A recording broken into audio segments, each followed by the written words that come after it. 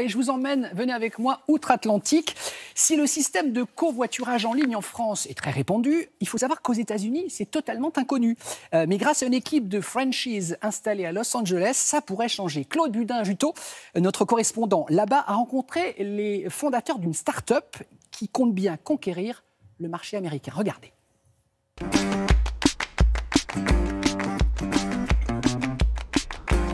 Un mardi matin dans downtown Los Angeles. C'est la semaine de Clean Tech Open, un salon pour les technologies et services écologiques et durables. Et parmi les nombreux exposants, il y a Ride SVP, une petite start-up au potentiel énorme aux États-Unis et dont la cofondatrice est une Française, Afida Benaya. Ride SVP est une plateforme collaborative de covoiturage où on met en relation des personnes qui voyagent ensemble d'une ville à une autre. C'est avec son partenaire Pierre-Emmanuel Beau qu'Afida a créé cette plateforme, inspirée d'un système existant déjà en France et dans plus d'une vingtaine d'autres pays et qui répond à un réel besoin aux États-Unis. En effet, si Uber ou son concurrent Lyft marche très bien en Amérique, c'est un système de covoiturage conçu essentiellement pour la ville. Ride SVP est différent dans le sens où nous, on s'occupe des trajets longue distance pour les gens qui n'ont pas besoin d'avoir de voiture, qui ont un intérêt pour l'environnement et où les conducteurs sont des gens comme vous et moi qui ne font pas ça comme un travail ou pour gagner de l'argent, qui le feraient de toute façon et qui partagent leurs ressources. Partager ses ressources et faire des économies d'énergie, c'est un des arguments clés de Ride SVP.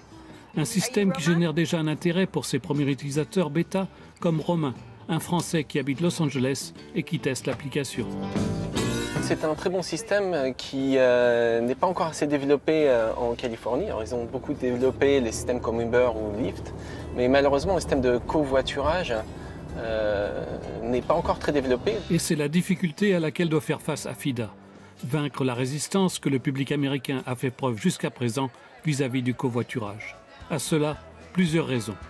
The car culture in America is quite different. America is a lot more isolated than a lot of other countries. There's countries in Europe are more communal, like the French are more collectively and more socially open to working with each other and sharing things with each other, from what I perceive, than Americans are.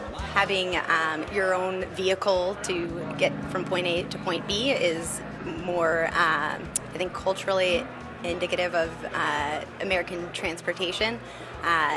Public transportation, big in urban areas, but not necessarily in suburban areas. So you can see that people, I think, have just gotten used to having their own vehicle. Une autre difficulté du covoiturage aux États-Unis est liée à la géographie. Le pays est très grand et les villes sont aussi très étalées. On voit par exemple à Los Angeles qu'il n'y a pas forcément de centre-ville et de périphérie.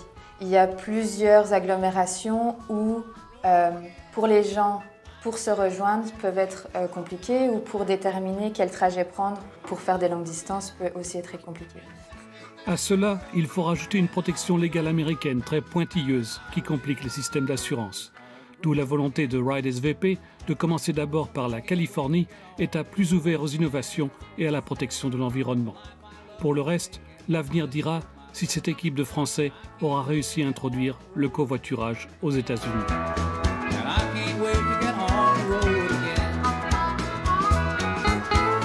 Merci beaucoup Claude, vous nous tiendrez au courant de l'évolution de cette start-up.